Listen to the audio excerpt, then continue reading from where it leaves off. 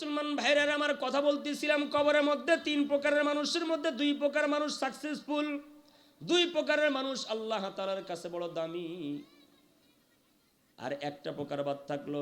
কয় নাম্বার প্রকার? একটা প্রকার বাদ থাকলো। এই প্রকারগুলোর মধ্যে দুনিয়ার মধ্যে যারা জীবিত থাকা অবস্থায় জীবনে আল্লাহকে ডাকে নাই, যারা আল্লাহকে ডাকে নাই, আল্লাহ রসুলকে, আল্লাহ রসুলের অনুসরণ অনুকরণ করে নাই, দ্বীন ইসলামের কোনো তোয়াক্কা করে নাই, ব্যক্তি জীবনে, পারিবারিক জীবনে, রাষ্ট্রীয় জীবনে, সামাজিক জীবনে সর্ব অবস্থায় শুধু নিজেকে অবহেলা করছে, সর্ব অবস্থায় নিজেকে গুনার মধ্যে নিমজ্জিত রাখছে, সর্ব অবস্থায় শুধু গুনার মধ্যে হাবুডুবু খাইছে, আল্লাহকে আল্লাহ বলে ডাক দিয়ে চোখের পানি ফলায় নাই। এই সমস্ত ব্যক্তিগুলো যখন দুনিয়ার জমিন থেকে চলে যাবে, কবরের বাসিন্দা হয়ে যাবে, ইসরাফিল আলাইহিস সালাম সিংহায় ফুৎকারের আগ পর্যন্ত চোখের একটা পলক ফালাইতে যতটুকু সময় লাগে, এতটুকু সময়ের জন্য তারা কবরের মধ্যে কোনো শান্তি পাবে না, শুধু শাস্তি আর শাস্তি, শুধু শাস্তি আর শাস্তি। বলেন নাউজুবিল্লাহ। কারণ ফজরের নামাজ না পড়ার কারণে জোহর পর্যন্ত সাপে দংশন করতে থাকবে, জোহরের নামাজ না পড়ার কারণে আসর পর্যন্ত সাপে দংশন করতে থাকবে, আসরের নামাজ না পড়বার কারণে মাগরিব পর্যন্ত, মাগরিবের নামাজ না পড়ার কারণে ঈশা পর্যন্ত, ঈশার নামাজ না পড়ার কারণে ফজর পর্যন্ত। বান্দা যে এই নামাজগুলো না পড়ার কারণে শাস্তি আল্লাহ দিতেই থাকবে, দিতেই থাকবে। একটা মুহূর্তের জন্য আল্লাহ রাব্বুল আলামিন তাকে শাস্তি থেকে রেহাই দিবেন না। চোখের যে পলক ফালাইতে যতটুকু সময় লাগে, এতটুকু সময়ের জন্য এই গুনাহগার বান্দা বান্দিরা রেহাই পাবে না, শাস্তি থেকে কোনো সময় তাদের উপরে মওকুফ করা হবে না। বলেন নাউজুবিল্লাহ। এবার বলেন, এরা প্রকৃত জীবিত না মৃত? এই যে তিন নম্বর প্রকার বললাম, এরা প্রকৃত জীবিত না মৃত? শতকোটি দরুদ ও সালাম বিশ্ব মানবতার মুক্তির দিশারি ঐশী গ্রন্থ অবতরণকৃত নবী, আমার আপনার দয়ার নবী, মায়ার নবী, মহানবী, শ্রেষ্ঠ নবী, শ্রেষ্ঠ মানব, শাফাতের কান্ডারি যিনি, হাউজে কাউসারের মালিক যিনি, বিশ্ব সভার সভাপতি যিনি, আল্লাহ তাআলার কাছে সবচেয়ে প্রিয় ভাজন যিনি, যে আল্লাহ যার মায়ায় পড়ে, যার প্রেমে পড়ে, যার মোহাব্বত আর ভালোবাসায় পড়ে কুল কায়নাতের সব কিছুকে এত সুন্দর করে সৃজন করলেন, সাজালেন, আমাকে আপনাকেও যার উসিলায় দুনিয়াতে পাঠালেন, সেই নবীর প্রতি মোহাব্বত আর ভালোবাসা নিয়ে দরুদ ও সালাম পাঠ করি, সবাই পড়ি সাল্লাল্লাহু আলাইহি ওয়াসাল্লাম। আল্লাহ পাকের বান্দাগণ, রাসূল পাক সাল্লাল্লাহু আলাইহি ওয়াসাল্লামের উম্মতগণ, আমরা জবান থেকে আবার একটু মন খুলে পড়ি সাল্লাল্লাহু আলাইহি ওয়াসাল্লাম, আবার পড়ে নেই মোহাব্বতে সাল্লাল্লাহু আলাইহি ওয়াসাল্লাম। আল্লাহ পাকের বান্দাগণ, রাসূল পাক সাল্লাল্লাহু আলাইহি ওয়াসাল্লামের উম্মতগণ, আমি আপনাদের সামনে আমাদের সুপরিচিত একদম সহজ, যেটা আপনারা অনেক ইমামের জবান থেকে নামাজের তেলাওয়াতে, অনেক মানুষের আলোচনা আমরা এখান থেকে শুনছি, সূরাতুর রহমান, যেটাকে কোরআনুল কারীমের অলংকার বলা হয়েছে। কোরআনুল কারীমের কি বলা হয়েছে? অলংকার বলা হয়েছে। এই অলংকারের মধ্যে, সূরাতুর রহমানের মধ্যে আল্লাহ রাব্বুল আলামিন প্রথমে যে চারটি আয়াতে কারিমা তেলাওয়াত করেছি, এই চারটি আয়াতে কারিমাকে সামনে রেখে এবং সূরাতুল জিলজালের শেষের দুইটা আয়াতে কারিমা পাঠ করছি। রাসূল পাক সাল্লাল্লাহু আলাইহি ওয়াসাল্লামের অসংখ্য বাণী হাদিস থেকে মাত্র একখানা হাদিসে কারিমা বরকতের আশায় পাঠ করছি। আল্লাহর কাছে তৌফিক কামনা করি, আপনাদের কাছে দোয়া কামনা করি, আল্লাহ তাআলা যেন হিকমতের সাথে, রুহানিয়াতের সমন্বয়ে, সাহস হিম্মত নিয়ে কথাগুলো বলবার, আমাদের সবাইকে শুনবার, আমাদের উভয়কে আমল করবার তৌফিক আল্লাহ দান করেন। এর আগে আমি আপনাদের সবাইকে নিয়ে, এই জায়গাটা অনেক দামি জায়গা, এই জায়গায় বান্দা মনে মনে যে দোয়া করবে সেটাও কবুল হবে, প্রকাশ্যে যে দোয়া করবে সেটাও আল্লাহ কবুল করবেন। এই জন্য আমরা অন্তরে অন্তরে দোয়া করতে থাকি, আল্লাহ তাআলা যেন আজকে এই মাদ্রাসা ফয়জানে মদিনার এই মাহফিলকে এই এলাকাবাসীর সকলের জন্য, যত মাইয়িতা অন্ধকার কবরে আছে সবার জন্য যেন আল্লাহ নাজাতের উসিলা বানাইয়া দেন, এবং আমরা যারা দুনিয়াতে বেঁচে আছি আল্লাহ তাআলা যেন এটাকে হেদায়েতের জরিয়া বানাইয়া দেন। বলি আমিন। মুসলমান ভাইরা আমার, আমার দয়ার আল্লাহ, মায়ার আল্লাহ, আহকামুল হাকিমিন, যে রব আমাকে আপনাকে এত সুন্দর করে বানালেন, এত মায়া করে বানালেন, এত মোহাব্বত করে বানালেন, যে আল্লাহ তার কুদরতি হাত দিয়ে আমার আপনার কানের জায়গায় কানটা লাগায় দিছেন, নাকের জায়গায় নাকটা লাগায় দিছেন, চোখের জায়গায় চক্ষুটা লাগায় দিছেন, ভুরুর জায়গায় ভুরুটা লাগায় দিছেন, কপালের জায়গায় কপালটা লাগায় দিছেন, মাথার জায়গায় মাথাটা লাগায় দিছেন, থোতার জায়গায় থোতাটা লাগায় দিছেন, ঠোঁটের জায়গায় ঠোঁটাটা লাগায় দিছেন, ঠোঁটের জায়গায় যে আল্লাহ ঠোঁটটা লাগায় দিছেন, জিহ্বাটা এমন জায়গায় বসাইছেন, জিহ্বা যেই জায়গায় লাগানোর কথা ওই জায়গায় আমার আল্লাহ দয়ার আল্লাহ মায়ের আল্লাহ জিহ্বাটাও লাগায় দিছেন। ওই আল্লাহ দয়ার আল্লাহ মায়ের আল্লাহ সুন্দর করে আমাকে আপনাকে সূরাতুর রহমানের মধ্যে বলতেছেন, আর রহমান দয়াময় প্রভু। কে? দয়াময় প্রভু। একটু জিকির করি, লা ইলাহা ইল্লাল্লাহ। এই চারটে বাচ্চাকে সামনে উঠে দেন, এই চারটে বাচ্চাকে সামনে উঠে দেন, আমার ডিস্টার্ব হইতেছে পিছনে। আপনারা যে কারো কোলের মধ্যে যাও, তোমরা যাও সাইডো, আপনারা সামনে আসেন, আপনারা সামনে আসেন, এক একজনের সাথে নেন, ওদেরকে একসাথে থাকতে দিন না। লা ইলাহা ইল্লাল্লাহ, লা ইলাহা ইল্লাল্লাহু মুহাম্মাদুর রাসূলুল্লাহ সাল্লাল্লাহু আলাইহি ওয়াসাল্লাম। আলহামদুলিল্লাহ। কি কথা বলতেছিলাম? আর রহমান দয়াময় প্রভু, আল্লামাল কুরআন, যিনি কোরআনকে শিক্ষা দিয়েছেন, যিনি কোরআনকে কি দিয়েছেন? শিক্ষা দিয়েছেন। খুব ভালো করে বুঝবেন। একটু আপনাদের সাথে কথা বলে নেই, কথা বলে নিয়ে সামনে গিয়া নসিহতমূলক কিছু কথা বলবো যদি আল্লাহ বলায়। আল্লাহ কি বলতেছেন? আল্লামাল কুরআন, যিনি কোরআন শিক্ষা দিয়েছেন। কোরআন শিক্ষা দেওয়াকে আল্লাহ তাআলা আগে নিয়ে আসলেন। এরপর আল্লাহ বলতেছেন খলাকাল ইনসান, যিনি মানুষ জাতিকে সৃষ্টি করেছেন, যিনি মানুষ জাতিকে কি করেছেন? সৃষ্টি করেছেন। আমার প্রশ্ন আপনাদের কাছে এখানে যে আল্লাহ আগে নিয়ে আসলেন আল্লামাল কুরআন, যেই আল্লাহ, যেই রহমান, যে দয়াময় প্রভু কোরআন শিক্ষা দিয়েছেন এবং মানুষকে সৃষ্টি করেছেন, তাহলে কোরআন শিক্ষা দেওয়ার জন্য আগে মানুষকে সৃষ্টি করা দরকার আছে না নাই? মানুষ আসলেই না কোরআনের প্রয়োজন? হ্যাঁ, মানুষ আসলেই না কোরআনের প্রয়োজন? মানুষ না আসলে তো কোরআনের প্রয়োজন নাই। এখানে আল্লাহ রব্বুল আলামিন কোরআনকে আগে নিয়ে আসলেন, মানুষকে পরে নিয়ে আসলেন। আল্লাহ আমাকে আপনাকে কি বুঝাইতে চাইতেছেন? আল্লাহ আমাকে আপনাকে কি বুঝাইতে চাইতেছেন? মুসলমান ভাইরা আমার কথাগুলো দিলের কান দিয়ে বোঝার চেষ্টা করবেন, অন্তর দিয়ে বোঝার চেষ্টা করবেন, দিলের কান দিয়ে শোনার জন্য চেষ্টা করবেন। আল্লাহ রাব্বুল আলামিন আমাকে আপনাকে এই কথাটাই বুঝাইতে চাইতেছেন, বান্দা আমি আল্লাহ বললাম আল্লামাল কুরআন, আমি আল্লাহ কোরআন শিক্ষা দিয়েছি এতবার, আর তারপর বললাম কি?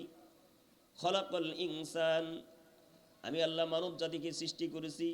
এটার দ্বারা আমি আল্লাহ এটাই বুঝাইতে চাই, এই আয়াতে কারিমা, দুই আয়াতে কারিমার দ্বারা আমি আল্লাহ এটাই বুঝাইতে চাই, যতক্ষণ পর্যন্ত কোনো মানুষ কোরআনের সাথে জীবনটা না লাগাবে, কোরআনের সাথে জীবনটা না লাগাবে, কোরআনকে মহাব্বত না করবে, কোরআন অনুযায়ী জীবন যাপন না করবে, ব্যক্তি জীবনে, পারিবারিক জীবনে, সামাজিক জীবনে, রাষ্ট্রীয় জীবনে, আন্তর্জাতিক জীবনে, সর্ব অবস্থায় যে পর্যন্ত কোনো ব্যক্তি কোরআনকে বুকে না লাগাবে, কোরআনকে জীবনের সাথে না লাগাবে, সে পর্যন্ত কোনো মানুষ মানুষ রূপে মানুষ হতে পারবে না।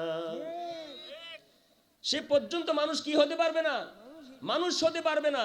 আজ আমাদের দেশে বহুত মানুষ আছে, বর্তমান 800 কোটির উপরে সারা পৃথিবীতে মানুষ। কত?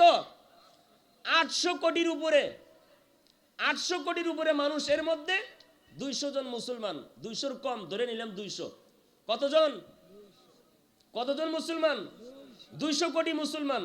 মাত্র 200 কোটি মুসলমান আর 600 কোটি কি বিধর্মী। তাহলে চিন্তা করে দেখেন, আল্লাহর কোরআনের ভাষা অনুযায়ী এই 600 কোটি কি মানুষ না মানুষের রূপ ধারণ করছে? আমার আপনার মতো তার কান আছে, চোখ আছে, সব কিছু আমার আপনার মতো, কিন্তু মানুষের মতো দেখা গেলেও মানুষ না। কি না? মানুষ না। ইংল্যান্ডের একটা স্কুলে ছাত্ররা খুব প্রতিযোগিতা নিয়ে লেখাপড়া করতেছে। মাস্টাররা ছাত্রদের ব্রেন পরীক্ষা করবার জন্য ছাত্রদের পরীক্ষা নিতেছে, এক এক ছাত্রকে দাঁড় করে বলতেছে, বলো তো তুমি কি হবা? এক ছাত্র বলতেছে আমি ইঞ্জিনিয়ার হব, আরেকজন বলে আমি ডাক্তার হব, আরেকজন আমি বড় ব্রিগেডিয়ার জেনারেল হব। এক একজন এক এক মতামত পেশ করছে। তার মধ্যে মুসলমানের একজন বাচ্চা ছিলেন, তিনি বলছেন আমি সাহাবী হব, আমি সাহাবী। সুবহানাল্লাহ বলেন। আমি কি হব? আমি সাহাবী হব। মুসলমান ভাইরা আমার, মাস্টার আবার জিজ্ঞেস করছেন, ওস্তাদ ভাই আবার জিজ্ঞেস করছেন, বাবা তুমি কি হতে চাও? বলে আমি সাহাবী হব। বলে সাহাবী? সাহাবী আবার কি? সাহাবী আবার কি? জীবনে এত নাম শুনেছি, এত নাম শুনেছি, বই পুস্তকে এত মানুষের নাম শুনেছি, এত ডক্টর, এত ডায়েরির নাম দেখছি, কতজনের মানুষ কি দেখছি, অত আপ লেভেলের বড় বড় লেভেলের কি দেখছি, ডিগ্রি দেখছি, কিন্তু সাহাবী নামক ডিগ্রি তো আমাদের চোখে পড়ে নাই। সাহাবী আবার কি? বলে না, আমি সাহাবী হব। তার এই কথাকে পুরা স্কুলের সকল মাস্টার, সকল শিক্ষক, ছাত্রদের মধ্যে একদম কি পড়ে গেছে? হাসির ঠাট্টা না, সবাই কাদক পাখির মতো চাই আছে। বলে কি সাহাবী হবে? এই নাম তো জীবনে আমরা কোনোদিন শুনি নাই, সাহাবী হবে। তখন সকল মাস্টারগণ ছেলেকে বলছে, তোমার আব্বুকে গিয়ে বলবা আমরা স্কুলের সকল মাস্টার, সকল শিক্ষকবৃন্দ তোমাদের বাসায় বেড়াইতে যাব। কোথায় যাব? তোমাদের বাসায় বেড়াইতে যাব। ছাত্র গিয়ে বাসায় আব্বুকে বলছে, আব্বু ঘটনাতে এরকম পেশ খেয়ে গেছে, সবাই সকল শিক্ষকবিন্দু কোথায় আসবে? আমাদের বাসায় চা পানি খাইতে আসবে। ঠিক আছে, আসুক, ভালো কথা। তুমি কোনো অঘটন ঘটনা নাই তো? বলে না, আমি কোনো অঘটন করাই নাই। কাউরে মারছো? বলে না, মারি নাই। কাউরে গালি দিচ্ছে? বলে না, তাও দেই নাই। কি করছো? বলে সেটা স্যারেরা আসলেই আপনি শুনতে পারবেন। স্যারেরা আসলেই কি আপনি শুনতে পারবেন। মুসলমান ভাইরা আমার, ছাত্রগুলো ওস্তাদদের কাছেও জিজ্ঞেস করলেন সাহাবী আবার কি? এক শিক্ষক আর এক শিক্ষককেও জিজ্ঞেস করেন সাহাবী আবার কি? এই সাহাবী নামক শব্দের অর্থটা জানবার জন্য সকল শিক্ষক বিন্দু ওই ছাত্রর বাবার বাসায় চলে যায়। বাবার বাসায় যাওয়ার পরে বাবার ঘরে গিয়ে সকলে কোলাকুলি করবার পরে শিক্ষকদেরকে বসবার জন্য দিয়েছেন, চা পানি হয়ে গেল। বিদায়ের আগ মুহূর্তে শিক্ষক, প্রধান শিক্ষক ওই ছাত্রর বাবাকে ডাক দিয়ে বলতেছেন, ভাইজান আমার ছাত্রদেরকে জিজ্ঞাসা করেছিলাম তোমরা কে কি হতে চাও, এক একজন এক এক পদ বেছে নিয়েছে, কিন্তু আপনার সন্তান ডাইরেক্ট বলছে আমি সাহাবী হব। আমি কি হব? সাহাবী হব। আল্লাহর বান্দা ছেলের আব্বা ডাক দিয়ে বলতেছেন, ভাইজান এটার অর্থ যদি আপনি শুনতে চান, এটার অর্থ যদি আপনি বুঝতে চান, তাহলে আমাদের ঘরে একটু বসতে হবে। সুবহানাল্লাহ বলেন।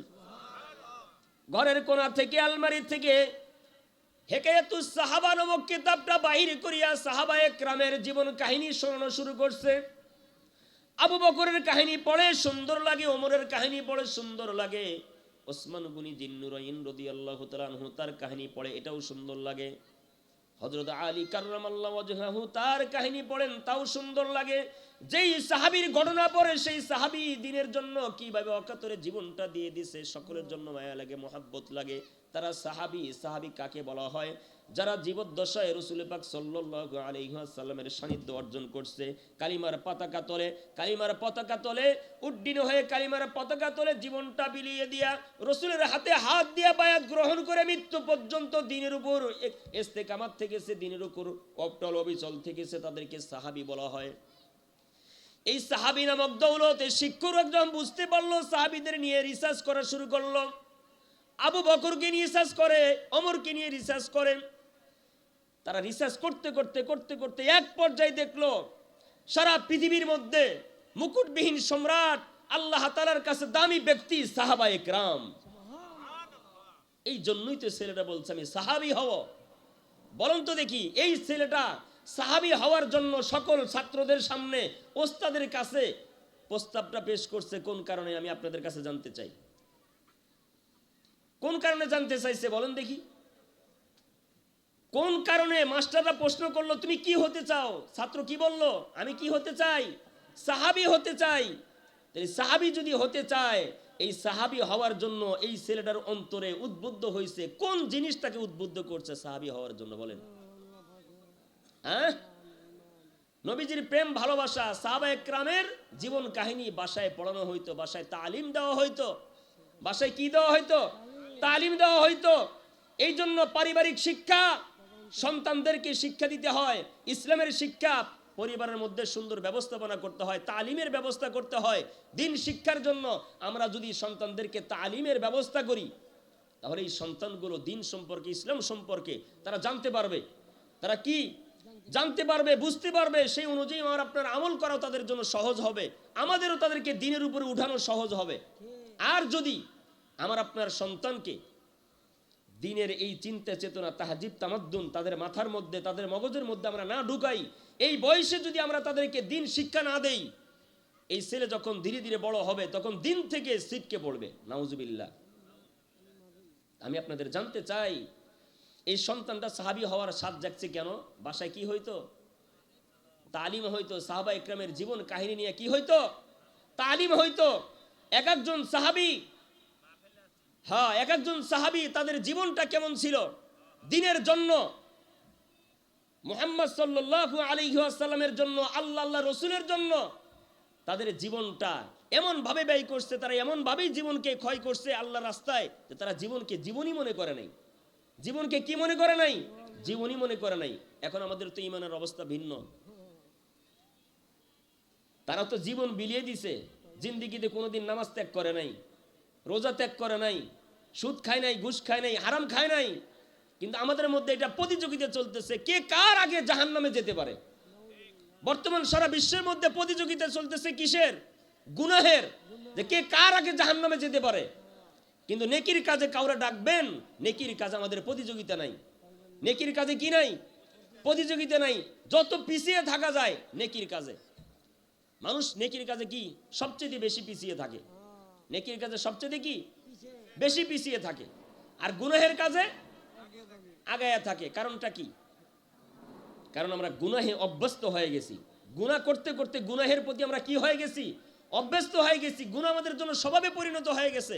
এখন গুনাহ আমাদের গুনাহই মনে হয় না, যার কারণে গুনাহ করা আমাদের জন্য সহজ হয়ে গেছে। গুনার প্রতি মন আকৃষ্ট।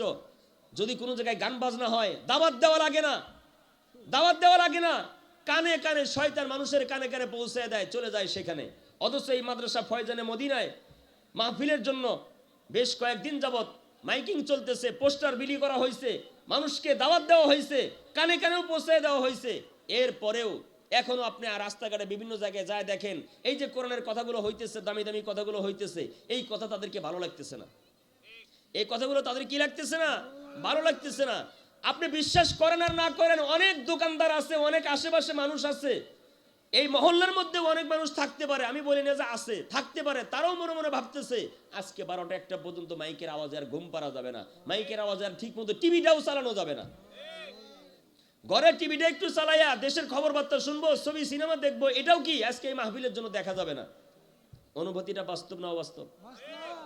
কিসের কারণে এগুলো, কিসের কারণে হয়েছে বলেন দেখি? হ্যাঁ, গুনাহে আমরা অভ্যস্ত হয়ে গেছি। গুনাহে আমরা কি হয়ে গেছি? গুনাহ আমাদের কাছে পান্তা ভাত আর কাঁচামরিচের মতো হয়ে গেছে। গুনাহকে আমরা গুনাহ মনে করি না। কিন্তু নেকি যদি করা লাগে, নেকি যদি করা লাগে, নেকির কাজে আমরা পিছিয়ে থাকি, এমন পিছিয়ে থাকি যে আমাদেরকে টাইনেও নিতে পারে না। বকরি আছে না, বকরি গলায় রশি টানায় সামনের দিকে টানতে থাকে, কিন্তু বকরি সামনের দিকে পাও একটা ঠেকায় কি এরকম ভাবে ধরে থাকে, যাব না, কি করব না, যাব না, টাইনে শেষে নিয়ে যায়, জোর করা লাগে। কিন্তু ওই বকরিকে যদি কি করা হয়, ঘাস একটা দিয়ে সামনে দৌড়ানো দেওয়া যায়, আপনার সাথে সাথে দৌড় দেবে, সাথে সাথে কি দেবে? দৌড় দেবে। আমার আপনার সামনে যত গুনাহ আসে, যত গুনাহ আমার আপনার সামনে আসে, গুনার দিকে আমি আপনি দৌড়ায় যাই, প্রতিযোগিতা করি। কিন্তু নেকি, আমার আপনার জীবনে যে নেকি জমা করা দরকার, আমার আপনার কবরে যে যেতে হবে, কবরে যাওয়ার জন্য যে আমার আপনার প্রস্তুতি গ্রহণ করা দরকার, আমার সে প্রস্তুতি নাই। আমরা মনে করি তো জীবন তো আমাদের আছে, সময় বহুত আছে, আমরা আমল করতে পারবো। কিন্তু সময় যে বহুত আছে, সময় যে বহুত আছে, আমি আপনি যে দুনিয়ায় কতক্ষণ থাকবো তার কি কোনো গ্যারান্টি আছে বলেন? এই যে আপনারা চিনবেন, এই কোনায় একজন দোকানদার ছিলেন, চার দোকানদার, বশির আহমদ ভাই, আপনারা চেনেন কি চেনেন না? বশির ভাই কয়দিন আগে, এই যে 3-4 দিন আগে স্ট্রোক করে মারা গেছে। আল্লাহর বান্দা দুনিয়া থেকে চলে গেলেন, তিনি কি কখনো ভাবছিলেন যে আমি স্ট্রোক করে মারা যাব। লাশটা দেখে বড় মায়া লাগছে, রাত্রিতে আসতে নিছি সেখান থেকে, তার লাশ দেখে এই মানুষটা যে চলে যাবে সেও কল্পনা করে না, তাই পরিবারের কেউ কল্পনা করে না যে তিনি চলে যাবেন। মুসলমান ভাইরা আমার, দুনিয়ার মধ্যে দুই পদের মানুষ বসবাস করে। দুই পদের মানুষের মধ্যে এক পদের মানুষ হলো জিন্দা, আর এক পদের মানুষ হলো মৃত। দুনিয়ার মধ্যে দুই পদের মানুষ বসবাস করে, ভালো করে বুঝবেন, খুব ভালো করে বুঝবেন। কবি বলতেছেন, মর্দমারা সরবসর দর খাবেদা, মর্দমারা সরবসর দর খাবেদা, গশতে বাইদারা কে উরফ তজ্জগা, গশতে বাইদারা কে উরফ তজ্জগা। ও বন্ধু, যারা ঘুমিয়ে আছে, যারা ঘুমিয়ে আছে তাদেরকে তুমি ঘুমন্ত মনে করিও না। যারা দুনিয়ার বুকে ঘুমিয়ে আছে, যারা দুনিয়ার বুকে ঘুমিয়ে আছে, ল্যাপ কম্বল মাথায় দিয়ে সুন্দর করে মাথাটা ঢাকিয়ে সুন্দর করে ঘুমিয়ে আছে, এদেরকে তুমি জাগ্রত মনে করিও না। এদেরকে তুমি কি মনে করিও না, এদেরকে তুমি জাগ্রত মনে করিও না। আসল জাগ্রত তো তারা যারা কবরের বাসিন্দা হয়ে কবরের মধ্যে গেছে, তারা হলো আসল জাগ্রত। তারা হলো কি আসল জাগ্রত? কবি কথাটা যে বললেন, কি কথা বললেন, দুনিয়ার মধ্যে যে মানুষগুলো ঘুমন্ত অবস্থায় আছে, ঘুমন্ত অবস্থায় আছে, এদেরকে তুমি ঘুমন্ত মনে করিও, এদেরকে তুমি জিন্দা মনে করিও না। এদেরকে তুমি কি মনে করিও না? জিন্দা মনে করিও না। আসল জিন্দা তো তারা যারা 3.5 হাত দূরে। যারা কয় হাত দূরে? মাত্র 3.5 হাত। মাত্র কয় হাত? 3.5 হাত দূরে যারা, এদেরকে তুমি মৃত মনে করো না। এরাই প্রকৃত জাগ্রত। এরাই কি প্রকৃত জাগ্রত? মুসলমান ভাইরা আমার, কবরে যে মানুষগুলো বসবাস করে এদের অবস্থা আবার 3 পদের। কবরে যে মানুষগুলো বসবাস করে এদের অবস্থা আবার কয় প্রকার? 3 প্রকার। দুনিয়াতে যে মানুষগুলো বসবাস করে এরা আবার কি? এরা কয় প্রকার? এরা কয় প্রকার? ভালো করে বুঝবেন। দুনিয়াতে যারা বসবাস করতেছি আমরা কয় প্রকার? 2 প্রকার। আর কবরে যারা আছে তারা কয় প্রকার? 3 প্রকার। 3 প্রকার কারা কারা শোনার জন্য আমরা তৈরি আছি না নাই? আসি সবাই? মনোযোগ আছে তো আমাদের? যারা যারা আসতে পারছি হাতটা উঠায় নারায়ে তাকবীর দাম তো। নারায়ে তাকবীর, নারায়ে তাকবীর, লিল্লাহি তাকবীর। মাদ্রাসায়ে ফয়জানে মদিনার মাহফিল বলেন কবুল হোক, কবুল হোক। মাদ্রাসায়ে ফয়জানে মদিনার মাহফিল, আল্লাহুম্মা আমিন। কবরে যারা আছে তাদের অবস্থা কয়টা? 3টা। 1 নাম্বার, খুব ভালো করে বুঝবেন, আমরা যে দুনিয়ার মধ্যে এখন জীবিত আছি, আমরা আমল করতেছি না। আমরা আমল করতেছি না, আমাদের অবস্থাটা কেমন হবে? এই 3 পদের অবস্থা বুঝলেই আমি আপনি অন্তরকে একটু বুঝাইতে পারবো, যা হারে তাহলে তাদের অবস্থা এটা, তাদের অবস্থা এটা। আমিও তো কবরে গেলে আমার অবস্থা এরকম হতে পারে। 1 নাম্বার, যেই সমস্ত ব্যক্তিগুলো, যেই সমস্ত বান্দা বান্দিগুলো আল্লাহ রাব্বুল আলামিনের আদেশ আর নিষেধ পুঙ্খানুপুঙ্খভাবে আমল করছে, আল্লাহর আদেশ আল্লাহর নিষেধে নিজের জীবনের শিরোধার্য করে নিচ্ছে, তারা কখনো আল্লাহর নাফরমানি করে নাই। আল্লাহ বলছেন হ্যাঁ, সেও বলছে হ্যাঁ। আল্লাহ বলছে না, সেও বলছে না। আল্লাহ বলছেন তুমি আমল করো, আমি আল্লাহ তোমাকে পুরস্কার দেব। আল্লাহর বান্দা পুরস্কারের আশায় আল্লাহর শাস্তির ভয়ে আমল করছে।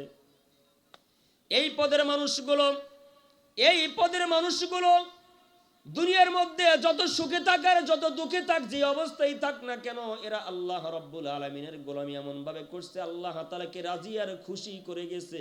আল্লাহ রাব্বুল আলামিন এই বান্দা বান্দীদেরকে দুনিয়ার জমিন থেকে মৃত্যুর পূর্বে জান্নাতের সার্টিফিকেট তার হাতে ধরাইয়া দিয়া, তার চোখের সামনে জান্নাতটা দেখায়া আল্লাহ তাআলা তাকে এই দুনিয়ার জমিন থেকে ওপারে নিয়ে গেছেন। এমন ব্যক্তি কারা? এমন ব্যক্তি আল্লাহ ওয়ালা গুণের মধ্যে 1 নাম্বার ব্যক্তি। আরো কিছু ব্যক্তি আছে যে যারা দুনিয়ার জমিনে বসবাস করছে অনেক কষ্টে, অনেক কষ্টে, এই কষ্টে তাদের শেষ নাই। তথাপিও যদিও নফল ইবাদত বন্দেগী তেমন করতে পারে নাই, কিন্তু জীবনে কোনোদিন কোনো সময় হারামের দিকে হাত বাড়ানো, সুদ ঘুষের দিকে হাত বাড়ানো, আল্লাহর লানত প্রাপ্ত হওয়া, আল্লাহ নারাজ হয়, আল্লাহ অসন্তুষ্ট হয়, এমন কোনো কাজ তারা করে নাই। এমন কোনো কাজ তারা কি করে নাই? না করে তারা যথাসাধ্য নিজের জীবন বাজি রেখে হলেও, কষ্টের মধ্যে থেকে হলেও 5 ওয়াক্ত নামাজ, রোজা, হজের অবস্থা হলে হজ করছে, জাকাতের অবস্থা হলে জাকাত দিছে। এরপরে দৈনন্দিন জীবনে যতটুকু সম্ভব চলাফেরার মাধ্যমে সর্ব অবস্থায় আল্লাহর নাফরমানি থেকে নিজেকে গোটায় নিয়ে আল্লাহর গোলামিতে নিজেকে নিয়োজিত রাখছে। এটা হলো 2 নম্বর সেক্টরের ব্যক্তি। এই 2 পদের মধ্যে এক পদ আছে যারা দুনিয়ার বুকে আরাম আয়েশ করতে পারে নাই, সারাদিন পরিশ্রম করছে, রাত্রিবেলায় আল্লাহর সান্নিধ্যের জন্য একটু তাহাজ্জুদের নামাজ পড়বে, কিন্তু সারাটা দিন পরিশ্রম করছে, তাহাজ্জুদের নামাজে শরীর আর কুলায় না, কিয়ামুল লাইল করবে, শরীর আর কুলায় না। এরপরেও আল্লাহর প্রেম, আল্লাহর মোহাব্বত, আল্লাহর ভালোবাসা তাকে বিছানায় থাকতে দেয় নাই।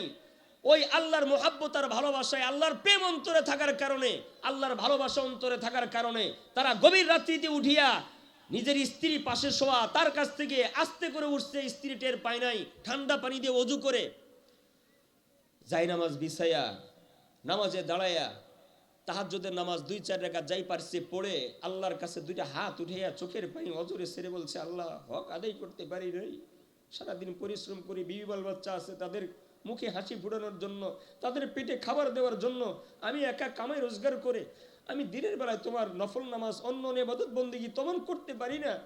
রাত্রিবেলায় যে আমি একটু ঘুমাবো, কিন্তু তোমার ভালোবাসা, তোমার মোহাব্বত, তোমার প্রেম আমাকে ঘুমাইতে দিল না, তুমি আমাকে জাগায় দিছো, তুমি আমাকে ধাক্কা দিয়ে জাগায় দিছো বিছানা থেকে, এই জন্য আমি আর বিছানায় থাকি নাই। মাবুদ গো, তুমি আমাকে মাফ করে দাও, তোমার ওলি বানায় নাও, তোমার বন্ধু বানায় নাও।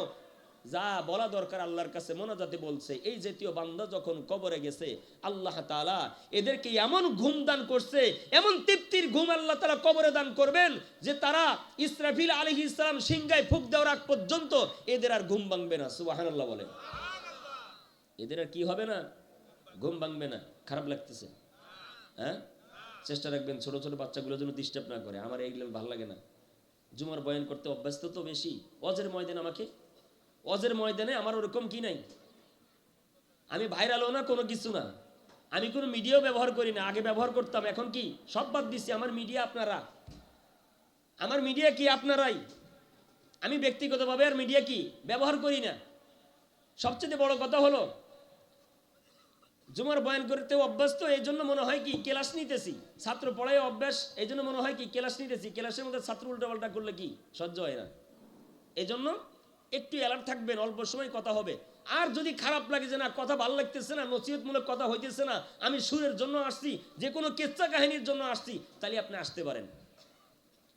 কারণ আমার কেচ্চা কাহিনী বলা মাকসাদ না। আমার মাকসাদ হলো আপনার দিলের মধ্যে আল্লাহর প্রেম, আল্লাহর মোহাব্বত যদি একটা কথার মাধ্যমে ঢুকে যায়, আর ওই প্রেম ভালোবাসা যদি আপনার অন্তরে ঢোকার পরে আপনি যদি নামাজি হয়ে যান, সুদখোর যদি সুদ থেকে ফিরে আসে, ঘুষখোর যদি ঘুষখোর থেকে ফিরে আসে, তার হেদায়েতের দরজা খুলে যাবে। আল্লাহ তাআলা তার কলবের মধ্যে হেদায়েতের বাতি জ্বালাইয়ে দিবেন। এই হেদায়েতের বাতি তাকে জান্নাত বরাবর পৌঁছায় দেবে। এটাই আমার মাকসাদ। কি কথা বলতেছিলাম? এক পদের মানুষ আছে যারা ওইভাবে ইবাদত বন্দেগী করে কি করছে, আল্লাহকে রাজি খুশি করছে। আল্লাহকে রাজি খুশি করবার জন্য আল্লাহ তাআলা এই মরণের সাথে সাথে এই বান্দাগুলোকে কি দান করবেন?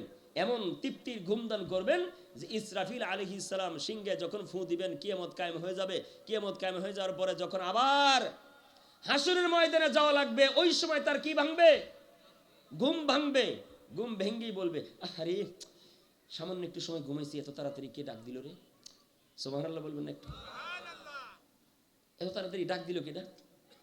ফেরেশতা এসে বলবে, আরে হাসরের মাঠ কায়েম হয়েছে, ইসরাফিল সিংহে ফু দিছে, যাও এবার হাসরের ময়দানে যাও। কই যাও? হাসরের ময়দানে যাও। হাসরের ময়দানে যাইতে থাকো, হিসাব নিকাশের পালা। তখন এই জাতীয় যত বান্দাবান্দি দুনিয়ার মধ্যে আছে, হাসরের ময়দানের দিকে যাবে। ফেরেশতারা বলবে, এখন কিসের মাঠ? হাসরের মাঠ, হিসাব নিকাশের মাঠ। তোমার জীবনের হিসাব এখন আল্লাহ তাআলা নেবেন। তখন এই বান্দাগুলো বলতে থাকবে, কিসের হিসাব রে? কিসের হিসাব? কিসের হিসাব? মানে দুনিয়ায় 64 বছর 70 বছর জিন্দেগি যাপন করছো, নাফরমানি করছো নাকি আল্লাহর গোলামি করছো, এই ব্যাপারে আল্লাহ তাআলা তোমাদের প্রশ্ন করবে না? তুমি হিসাব দিবে না? হিসাব না দিয়ে কি পার পেয়ে যাবে? আরে আবার বলতে থাকবে, কিসের হিসাব আমার বুঝে আসতেছে না। এইভাবে এই জাতীয় ইবাদতকারী বান্দাবান্দিগুলো কারা? তারা দুনিয়ার বুকে যাদের ব্যাংক ব্যালেন্স নাই, যারা গরিব অসহায় কিন্তু আল্লাহকে কখনো ভোলে নাই, আল্লাহর গোলামি কখনো ভোলে নাই, আল্লাহর দাসত্বী কখনো ভোলে নাই, বিপদে পড়ে কোনোদিন সুদের টাকা হাত দেওয়া ধরে নাই, বিপদে পড়ে কোনোদিন কাউরে বিচারে জেতার জন্য, মামলায় জেতার জন্য এই হাত দিয়ে কাউরে ঘুষের টাকা দেয় নাই। যন্ত্রণা ব্যথা বেদনা বুকে নিয়ে শুধু বেদনা অন্তর দ্বারা কি করছেন, তারা আল্লাহর কাছে আহাজারি পৌঁছাইছেন, আল্লাহর কাছে বেদনা শব্দ আল্লাহর কাছে পৌঁছাইছেন। এমন ব্যক্তিরা স্লোগান তুলবে কিসের হিসাব, কিসের হিসাব, আল্লাহ আমাকে কি দিছে, আমরা কি অগ্রণী ব্যাংকে 2-5,000 টাকা জমা রাখছিলাম, জনতা ব্যাংকে 2-10 কোটি টাকা জমা রাখছিলাম, আমরা কি ওই যে ইয়ের মতো কি বেক্সিমকো কোম্পানির মালিক জানি কে, আরে কই না ভুলে গেছি না তাড়াতাড়ি, সালমান এফ রহমান, হ্যাঁ কত হাজার কোটি টাকা বাংলাদেশ থেকে কি করছে, ওরে আল্লাহ এতগুলো টাকা যদি বাংলাদেশে থাকতো আমার বাংলাদেশ কি আর উন্নত হইতো। এখন তো আমার কাছে টাকা পয়সা নাই, মানুষের কাছে টাকা পয়সা নেই, কত মিল কারখানা বন্ধ হয়ে যেতেছে, কত শ্রমিকের চাকরি নাই, কিন্তু বেটাকে যদি এই টাকাগুলো বাংলাদেশের মধ্যে রাখতো, সারা বাংলাদেশের একসাথে 300 আসনের এমপি মন্ত্রীরা যে পালায় গেছে, প্রত্যেকেই হাজার হাজার কোটি কোটি টাকা যে পাচার করে দেশটাকে ধ্বংস করে ধুয়ে গেছে, এই টাকাগুলো যদি আমাদের দেশে থাকতো তাও আমাদের দেশ অনেক উন্নত লাভ করতো। হ্যাঁ হুজুর আর যাই কিছু কোন এই রাজনীতি নিয়ে কিছু কইন না হুজুর, এইটা চুপ থাকেন হুজুর।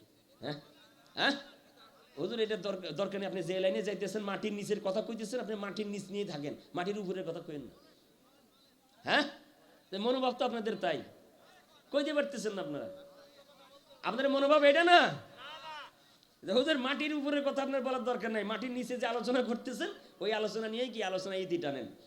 আল্লাহ আমাদের কবুল করেন, আল্লাহ আমাদের কবুল করেন। সময় তো খুব সংক্ষিপ্ত, কিছুক্ষণ পরে মনে হয় আজানি দিয়ে দিব। হ্যাঁ তো কথা কোন জায়গায় রাখছি মনে রাখতে হবে, কিন্তু আমাকে মনে করে দেন আমি কথা কোন জায়গায় রেখে আসছি, বলেন বলেন বলেন কোথায় রাখছি। হ্যাঁ হাসরের ময়দানে তারা কি বলতে থাকবে, কিসের হিসাব, কিসের হিসাব, কারা কারা তারা, দুনিয়ার বুকে যাদের ব্যাংক ব্যালেন্স নাই, যাদের কোনো ঘর বাড়ি ওরকম অট্টালিকা নাই, ভালো বিছানায় ঘুমাইতে পারে নাই, ভালো একটা শার্ট পরতে পারে নাই, জামা পরতে পারে নাই, ভালো কোনো কাপড় চোপড় পরে কোনো অনুষ্ঠানে যাইতে পারে নাই, তার ভালো কাপড় চোপড় না থাকার কারণে অনেক বিবাহ বন্ধনের অনুষ্ঠানে এই ব্যক্তিদেরকে দাওয়াত করা হয় নাই, আমন্ত্রণ করা হয় নাই। কিসের কারণে, ফকির বলা, ও আসলে পরে আমার অনুষ্ঠানের কি ভাবমূর্তি নষ্ট হবো, ওরা দাওয়াত দেওয়া যাবে না।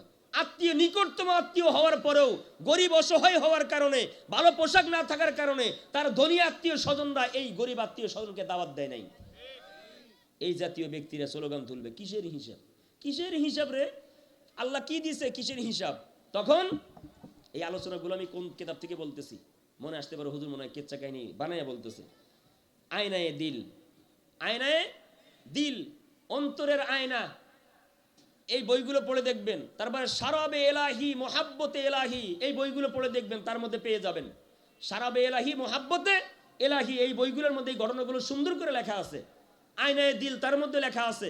তারপরে আরো আছে কোন নামে ডাকি তারে, কোন নামে ডাকি তারে, এই জাতীয় কিতাবগুলোর মধ্যে কি এই ঘটনাগুলো সুন্দর লেখা আছে।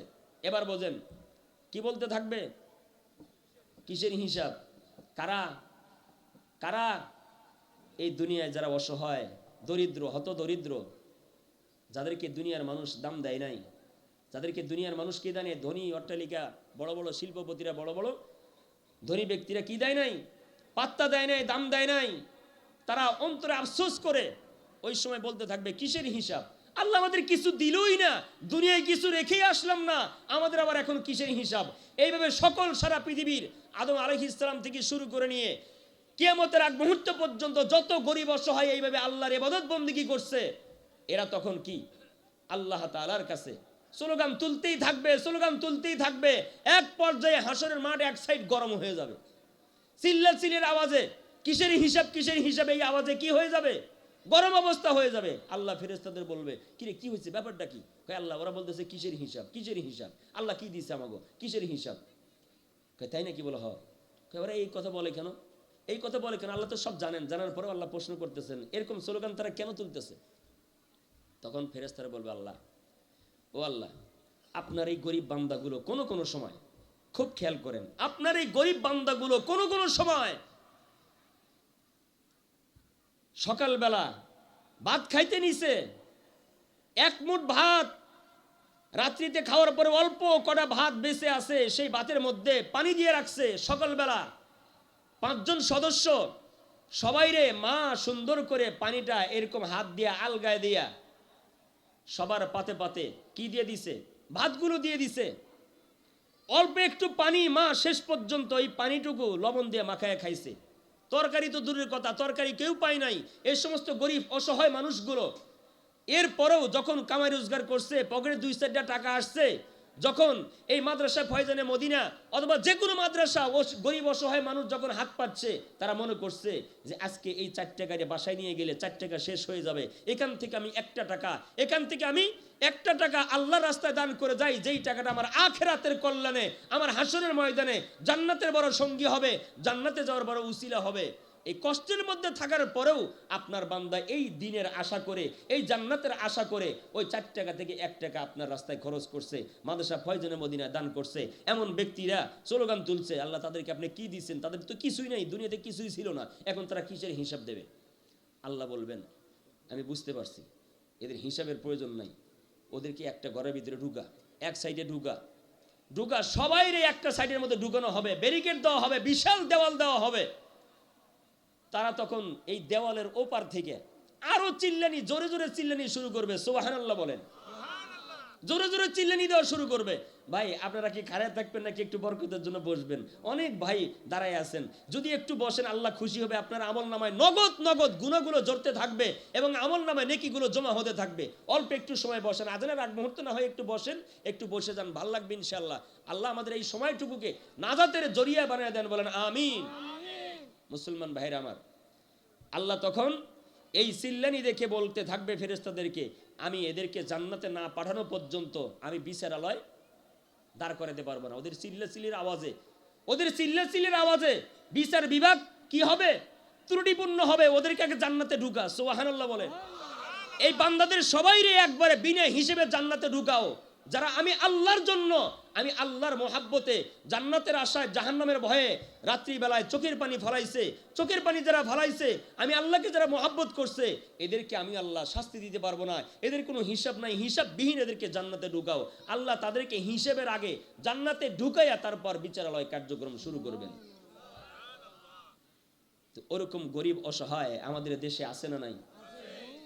কিন্তু বড় দুঃখ আর পরিতাপের বিষয়, এই সমস্ত মানুষের অন্তরের মধ্যে গরিব বটে, কিন্তু তাদের অন্তরে আল্লাহর মহাব্বত আর ভালোবাসা না থাকার কারণে, দিনের বুঝ না থাকার কারণে, রমজান মাস আসলে যদি বলা হয় ভাই রোজা রাখছেন, বলে কিসের রোজা রাখবো, আল্লাহ আমারে কি দিছে, আমি কার জন্য রোজা রাখবো, আল্লাহ কি আমারে কিছু দিছে? নাউজুবিল্লাহ। আল্লাহ আমারে কি দিছে যে আল্লাহর জন্য আমি রোজা রাখবো?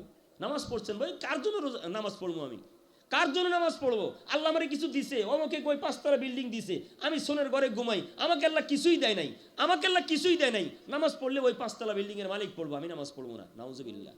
নাউজুবিল্লাহ। এরকম মনোভাবের মানুষগুলো তারা কি ওই দিন এই পদের ভাগী হবে? ওই যে বিনা হিসেবে জান্নাতে যাবে, যে তারা কি এই পদ পাবে? কেন পাবে না বলুন তো দেখি, কেন পাবে না বলুন তো? দরিদ্র বটে, কিন্তু ইমানের জোশ না থাকার কারণে এরা কি ধরা খেয়ে যাবে। মুসলমান ভাইরা আমার, কথা বলতেছিলাম কবরের মধ্যে 3 প্রকারের মানুষের মধ্যে 2 প্রকার মানুষ সাকসেসফুল, 2 প্রকারের মানুষ আল্লাহ তাআলার কাছে বড় দামি। আর একটা প্রকার বাদ থাকলো। কয় নাম্বার প্রকার?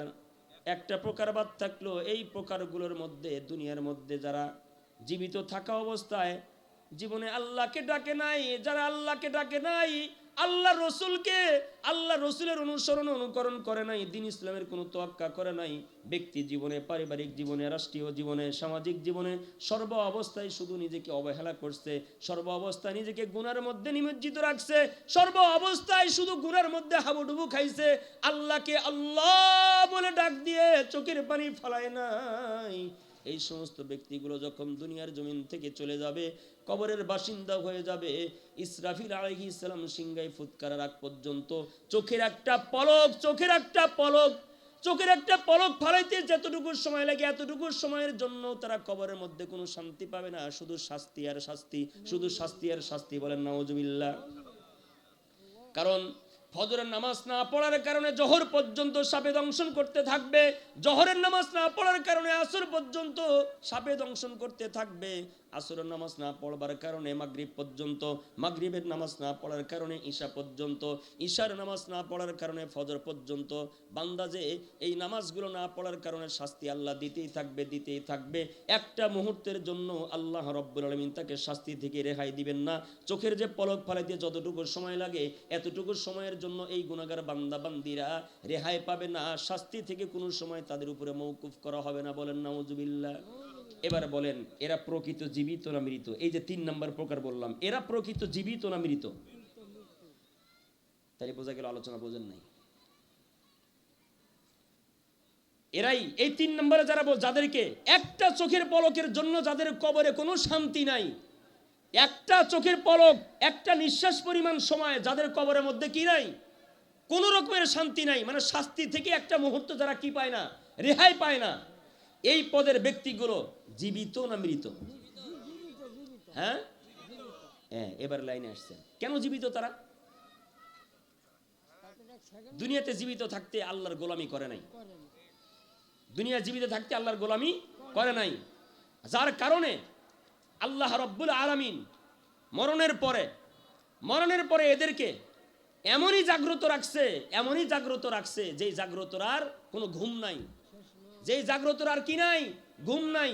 দুনিয়াতে যারা বেশি বেশি খাইছে আর ঘুমাইছে, ওই জগতে তাদের কোনো ঘুম নাই, ওই জগতে তাদের কোনো কি নাই, ঘুম নাই। একটু জিকির করি, লা ইলাহা ইল্লাল্লাহ, লা ইলাহা। আমরা জমাত কাটা আজান কাটা জমাত 7:30, 7:30, না 7:30 7:30, 7:30 বদলে যাবো নাকি? আচ্ছা ঠিক আছে, মসজিদে 7:30 7টায় আজান দিয়ে দিব। আচ্ছা। লা ইলাহা ইল্লাল্লাহু মুহাম্মাদুর রাসূলুল্লাহ সাল্লাল্লাহু আলাইহি ওয়াসাল্লাম। দুনিয়ার মধ্যে 2 পদের মানুষ, একজন হলো জীবিত আর একজনরা হলো কি মৃত। দুনিয়ার মধ্যে যে 2 পদের মানুষ বসবাস করে, তার মধ্যে 1 পদের মানুষ হলো জীবিত আর 1 পদের মানুষ হলো মৃত।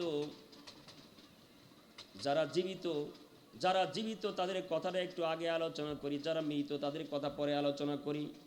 মুসলমান ভাইরা আমার, দুনিয়ায় জীবিত ব্যক্তি তারাই যখন মসজিদে ফজরের সময় আসসালাতু খায়রুম মিনান নাওম বলে ডাক দেয়, আযানের আওয়াজ যখন কানের মধ্যে যায়, এই শীতের সময় লাপ্তশক লাত্তি দিয়ে ফালাইয়া আল্লাহর মহাব্বতে, আল্লাহর দাসত্বে গোলামি করবার জন্য ঠান্ডা পানি দিয়ে ওযু করে আল্লাহর বান্দা মসজিদে যায়। মসজিদে গিয়া আল্লাহ রাব্বুল আলামিনের কুদরতি পায়ে দিল ভরে, অন্তর ভরে আল্লাহর ভালোবাসায় সিক্ত হয়ে সিজদা দেয়। এইভাবে প্রত্যেকটা রকম, প্রত্যেকটা আমল যখন যেই বান্দা আল্লাহকে রাজি আর খুশি করবার জন্য করে, যখনই আমার আপনার জীবনে ফরজ ইবাদত, যেই স্টেপেই ফরজ ইবাদত আসুক না কেন, সুন্নত ইবাদত আসুক না কেন, যত রকমের আল্লাহ রাসূলকে রাজি খুশি করবার জন্য জীবনের প্রতিটি সেক্টরে, প্রতিটি মুহূর্তে যতগুলো আমল আসবে, প্রত্যেকটা আমল আল্লাহ রাসূলকে রাজি খুশি করবার জন্য যারা করে, এরা হলো দুনিয়ার মধ্যে 1 নাম্বার জীবিত। এরা কখনো মৃত নয়। এরা কি নয়? মৃত নয়। আসল জীবিত এরা। আসল জীবিত কি? এরাই আসল জীবিত। এদের মতো জীবিত আর কেউ নাই। এরাই কি আসল জীবিত। তাহলে দুনিয়ার মধ্যে মৃত কারা? দুনিয়ার মধ্যে মৃত কারা? সুন্দর করে বলতেছে কবি, বলতেছে খুব মায়া করে বলতেছে, আফসোস নিয়ে বলতেছে, গাছতে বাইদা রাকে উ রফতাজ্জাহা, আহ মর্দ মারা সরবা সরদার খাবেদা, মর্দ মারা সরবা সরদার খাবেদা, গাছতে বাইদা রাকে উ রফতাজ্জাহা। এই দুনিয়া থেকে যারা ওপারে চলে গেছে তাদেরকে তোমরা জীবিত মনে করো। দুনিয়ার মধ্যে যারা জীবিত আছে, জীবিত থেকেও যারা ঘুমান্ত, এদেরকে তোমরা মৃত মনে করো। মুসলমান ভাইরা আমার, এবার আসি মৃত কারা? কারা মৃত? কারা মৃত? দুনিয়ার মধ্যে যারা হাঁটু দিয়ে হাত দিয়া ধরতে পারে, পাও দিয়া চলতে পারে, মুখ দিয়ে কথাও বলতে পারে, এরপরে এরা মৃত। কেন মৃত? এই জন্য এরা মৃত, জীবিত থাকার পরও মৃত। এই জন্যই তারা মৃত যারা আল্লাহকে আল্লাহ বলে ডাক দেয় না। আল্লাহ যে ফজরের সময় ডাক দেয়, আমি আল্লাহর পক্ষ থেকে আল্লাহু আকবার আল্লাহু আকবারের ধ্বনি কানের মধ্যে আসে, আল্লাহ বড় আল্লাহ বড়। ওই সময় আমি আপনি যারা জীবিত না, যারা মৃত, তারা বলতে থাকে না আল্লাহ তুমি বড় না, আমার কাছে ঘুম বড়। নাউজুবিল্লাহ। আল্লাহ তুমি বড় না, আমার ঘুম বড়।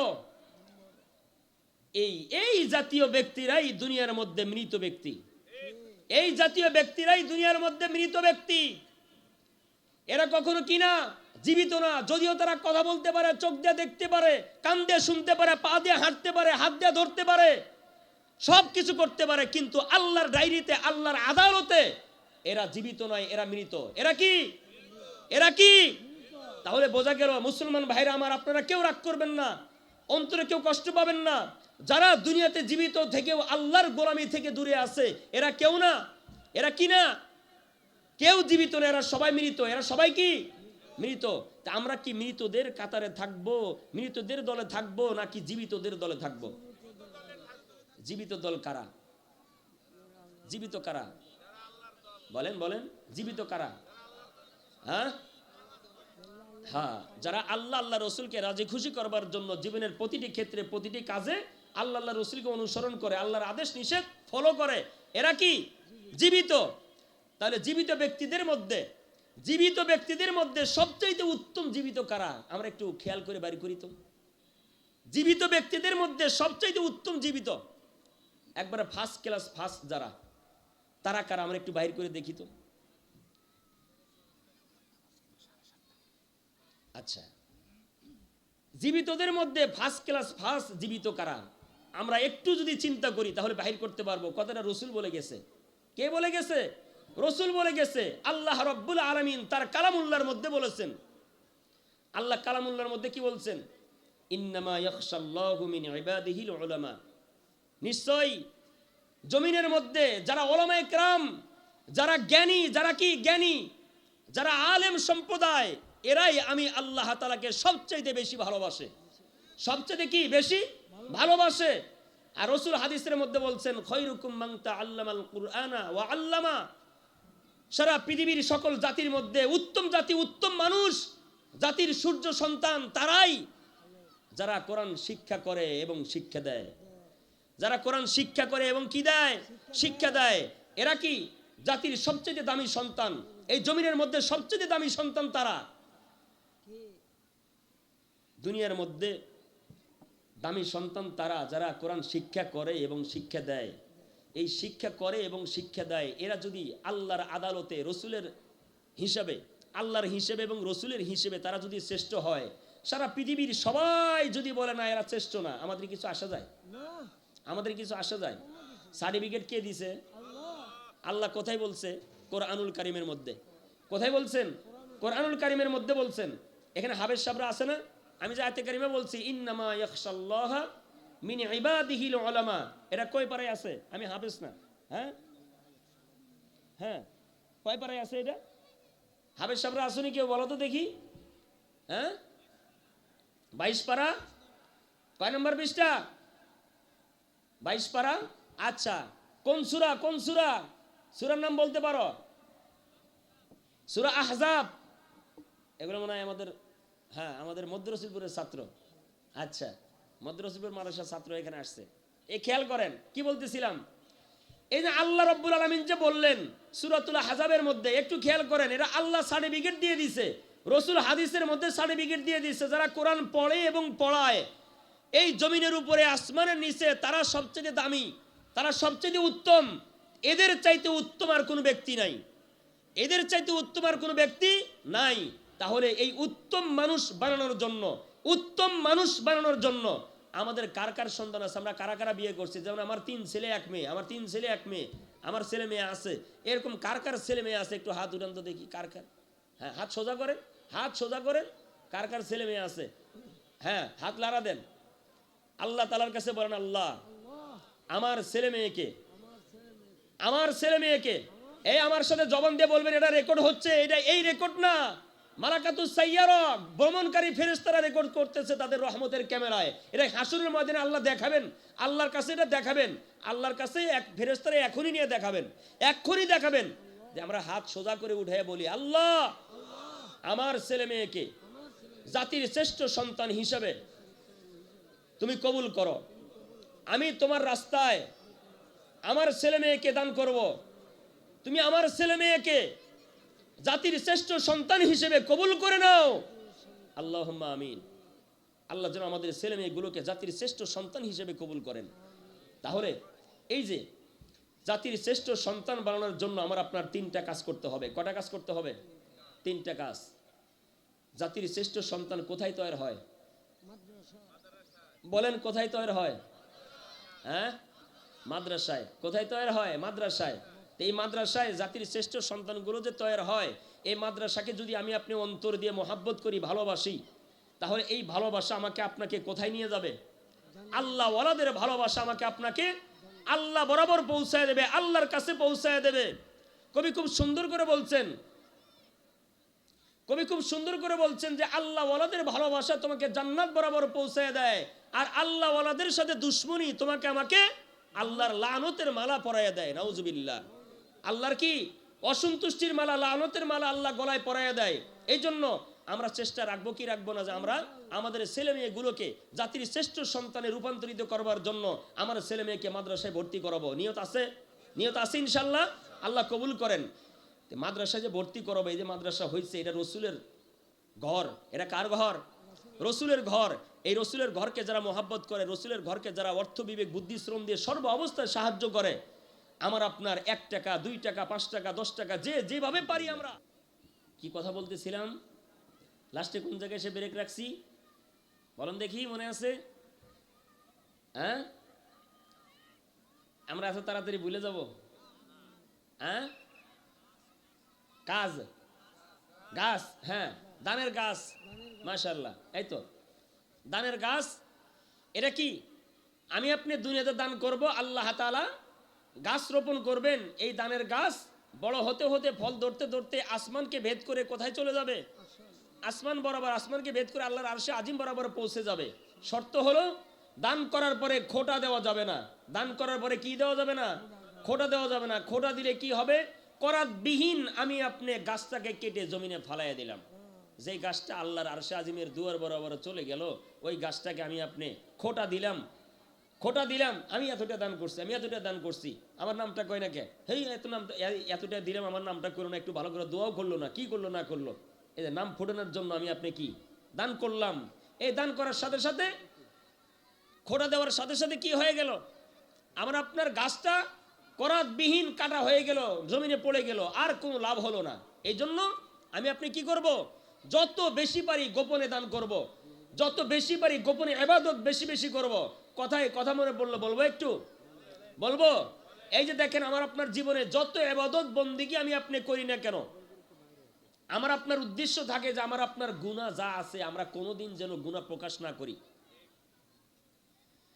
আমার আপনার জীবনের এমন এমন কিছু গুনাহ আছে, যেই গুনাহ আমার আপনার স্ত্রী জানলে আমাকে আপনাকে স্বামী হিসেবে পরিচয় দিতে লজ্জা পাইতো। বলতো তারা বলতো যে তোমার সংসার আমি করব না, তুমি এত খারাপ, তোমার সংসার করা আমার সাজে না, তারা চলে যাইতো। আমার আপনার মা যদি জানতো, মা সন্তান হিসেবে পরিচয় দিতে লজ্জা পাইতো। বাবা জানলে সন্তান হিসেবে পরিচয় দিতে বাবা লজ্জা পাইতো। সেই কারণে আমরা কি করি? গুনাহগুলো গোপন রাখি, গুনাহগুলো গোপন রাখি। আল্লাহ ওয়ালাগুন বলেন, তুমি তোমার গুনাহকে প্রকাশ করা যেমন ঘৃণা করো, তার চাইতে বেশি তুমি ঘৃণা করো তোমার আমলগুলো প্রকাশ পাওয়া। তোমার আমলগুলো প্রকাশ পাক, এটা তুমি চাইও না। কারণ তুমি তোমার আমলকে যত গোপন রাখতে পারো, তোমার ইমানের বাতি তত মজবুত হবে, ইমানের বাতি তত মজবুত হবে।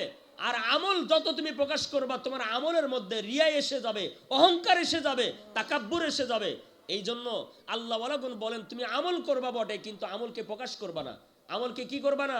প্রকাশ করবা না। আমরা অনেকেই আছি, রাস্তাঘাটে চলার সময় তসবিহ একটা হাতে নিয়ে পড়তে থাকি আর যাইতে থাকি, মানুষকে দেখাইতে যাই। যদিও তার যদি ওই ইচ্ছা না থাকে, তারপরেও তার জরুরত হলে পকেটে হাত দিয়ে গোপনে গোপনে আমলগুলো করতে পারে। কিন্তু আমরা অনেকে আছি প্রকাশ্যে প্রকাশ্যে এই আমল করতে করতে যাই, যে মানুষ আমাকে সুফি বলবে, সাধক বলবে, পরহেজগার বলবে, দরবেশ বলবে। অন্তরে অন্তরে চিন্তা চেতনা থাকে। এই এই কথাটা, এই চিন্তাটাই আমাকে আপনাকে এক সময় আমলে রিয়া বরাবর পৌঁছাইয়া নিয়া অহংকারের ভিতরে, অহংকারের পুকুরের মধ্যে ডুব দেওয়াই আমার আপনার জীবন শেষ করাই ফেলবে।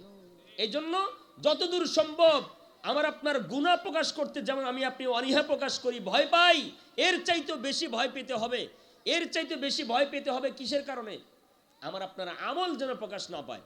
যে কোনো আমল হোক না কেন, সেই আমলটা যেন কি না পায়, প্রকাশ না পায়। এই দিকে খেয়াল করা, তাহলে আমার আপনার অন্তরের মধ্যে আল্লাহ প্রদত্ত ইশক ও মহাব্বত আল্লাহ তাআলা দান করবেন।